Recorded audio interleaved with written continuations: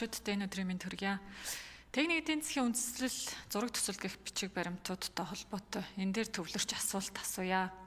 2021-с 25 онд Монгол Улсын хөгжүүлэх 5 жилийн үндсэн чиглэлд техник эдийн засгийн үндэслэл зураг төсөл шаардлагатай 98 төсөл арга хэмжээ тусгагдсан байнамаа. За тэгээ гүйцэтгэлийг нь үндэсний аудитын газрын тайлан дээр дүгнэлт дээр хараад дүгнэхэд 40% нь 98 төсөл арга хэмжээний 43 нь техник эдийн засгийн үндэслэл зураг төсөл байхгүй тул хэрэгжээгүй. За тэгээ шалтгааныг нь задлаад харахаар нотлох баримтгүй 18. Тэр үндэсний аудитын газрын нотлох баримтгүй гэдэг дотор яг юу юуг оруулаад байгааг тайлбарлаад өгвөл хэрэгтэй байна. За техник эдийн засгийн үндэслэл зураг төсөл боловсруулах шатанда байгаа нь 9 юм байна. За тэгээ санхүүжилт байхгүй энэ шийдвэрлэг дээгвэ гэд 9 ингээд 43 техник эдийн засгийн үндэслэл зураг төсөл шаардлагатай хэрэгжээгүй төсөл арга хэмжээнүүд маань ингээд задарч байгаа байхгүй.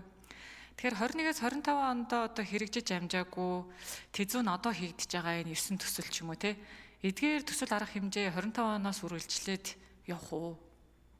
Тамаа дараагийн үндсэн чиглэлтэй тусгагдаад явах уу? За ингээ хуулиа судлаад үзэхээр ер нь техник эдийн засгийн үндэслэл гэдэг зүйлийг бол төсвийн тухай хууль дээр хөгжлийн бодлого төлөв түүний удирдлагын тухай хууль дээр ингээд оруулсан байдаг юм л да. 1 жилээс дээш хэрэгжих төслүүд дээр тэгээ улсын төсвийн хөрөнгөөр хэрэгжиж байгаа тохиолдолд техник эдийн засгийн үндэслэлийг нь мэдээж хийх төсвийг нь улсын төсөвт суулгаад явах ёстой байх. Тэгээ хөгжлийн бодлого төлөвлөлт түүний удирдлагын тухай хуулийн 6-гийн 10-ын 2-т болохоор альва энэ хөтөлбөрт тусгагдж байгаа төслүүд нь санхүүжилтийнх нь их үүсвэр нь тодорхой байх ёстой юм байна. Хөрөнгө оруулалтынх нь хэмжээг урьдчилсан тооцсон хариуцах эзэнтэй үндэслэл зураг төсвөнд батлагдсан ийм төслүүдийг болохоор хөтөлбөрт тусгах ёстой байтал одоо нэг үндэсний аудитын газрын тайланг харахаар бол тусаагүй төслүүд байсан юм байна. 43 нь бол хэрэгжээгүй 98 төслөөс байна.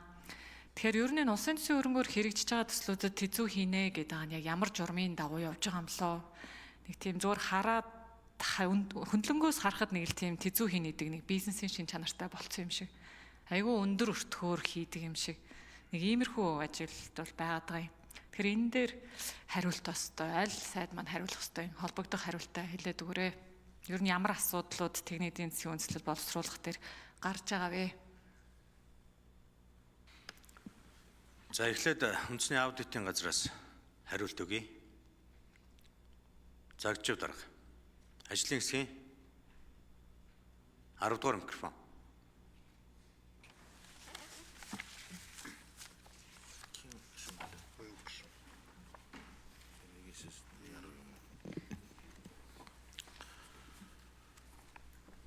За та бүхэндээ энэ өдрийн минь төргий.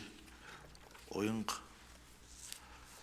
гишүүний асуултанд хариулъя. Хөгжлийн бодлого төлөвлөлтийн удирдлагын тухай хуулийн 6-гийн 12-т шаардлага хөрөнгө оруулалтын хэмжээг өөрчлөлтөнд тооцсон техник эдийн засгийн үндэслэл зураг төсөл нь батлагдсан байх гэж одоо заасан байна. За 1-10-д улсын хөгжлийн 24 оны жилийн төлөвлөгөөнд туссан 205 шалгуур үзүүлэлт бүхий 194 төсөл арга хэмжээнээс техник эдийн засгийн үндэслэл зураг төсөл шаардлагатай 102 төсөл арга хэмжээ байна. 122 төсөл арга хэмжээ байна.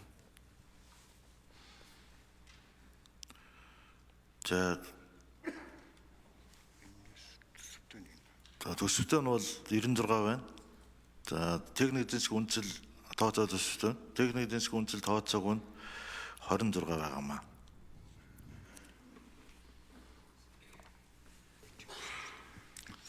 За энэ ч тооч асуугааг байхаа. За ганц төмөр сайд энэ тэзүүтэй холбоотой асуудал дээр эдийн засгийн хөгжлийн яам цаашдаа хэрхэн анхаарч яаж одоо ажиллах шаардлагатай. Ер нь энэ бас жоохон тодорхой байх шаардлага байна л гэдэл яриад л гişүүд бас. За ганц төмөр сайд хариулъя. За уянга гишүүний асуултанд хариулъя.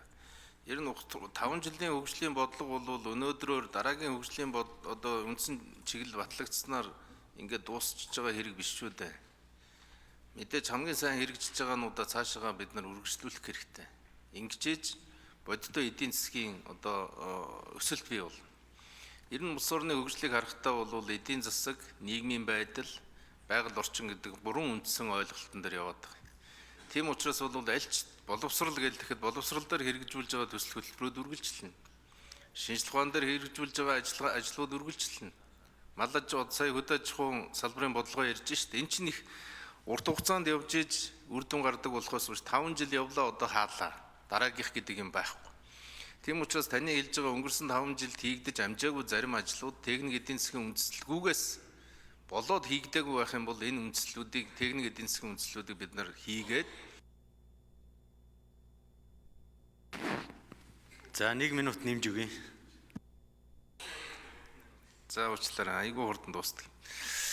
Ингээд тусгаад явнаа. Нэг.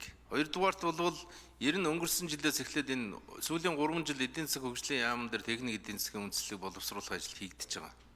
Энэ юу вэ гэхэлэр зэрэг өөрийнхөө төсвийн орлого, төсвийн зардалтайгаа уялдуулаад ер нь техник эдийн засгийн үндэслэлтэй ажлуудаа төсөв тусгая гэж байгаа. Тэгээ харамсалтай нь жишээлбэл 25 оны төсөв техник эдийн засгийн үндэслэл боловсруулах зардал 2 дахин буурсан. Энийг бол их хурл сайн дураараа шийдсэн. Одоо тэгээ бид нар жишээлбэл 26 оны төсөв ярихад техник эдийн засгийн үндэслэлтэй ажилчин их цөөрхөн байна шүү гэдэг. Ийм зүйлтэй тулгарх жишээтэй тийм ээ.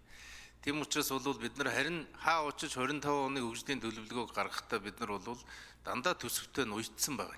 Төсөвтэй уйна гэдэг бол техник эдийн засгийн үндэслэлтэй төсөл арга хэмжээг санхүүжүүлнэ гэсэн үг тийм ээ. Тийм учраас бол 26 он ч ялгаа байхгүй бид нар одоо удахгүй 26 оны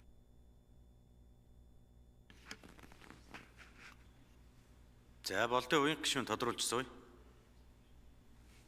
За Гантөмөр сайдд баярлалаа. За тэр чиглэлийн асуулт бол бүрэн авлаа гэж бод. Энэ бол үндэсний аудитын газрын яг энэ тайлангийн бичсэн газрынхаа дарга нь ч юм уу хариулвал яа тийм бол энэ Монгол улсыг 2021-с 25 онд хөгжүүлэх 5 жилийн үндсэн чиглэл гээд танахаас тараагдсан аудитын тайлангийн 29 дугаар хуудсын 2-ын 35 бичсэн зүйлийг би асуудаа. Энэ бичсэн тоог буруу хэлнэ гэж бол байхгүй шүү дээ. Ямар ч хүн гэсэн. Одоо яг тэр газрын дарга нь хариулаад загж дарга биш. Яг энийхээ дөрслөл 11 гэдгийг нотлох баримтгүй гээд 18 минь төсөл арга хэмжээг тавьсан байх. Энд яг юу хэлээд байгаа? Ядаж энэ дээрээ яг нэг тийм бодит хариулт авъя. За аудитын газар хэн хариулдах вэ?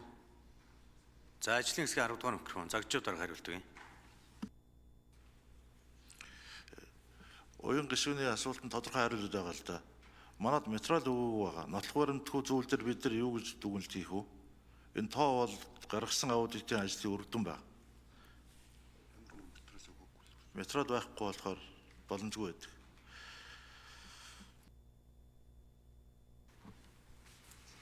За материал байхгүй дүгнээгүй гэж тодруулах юм уу?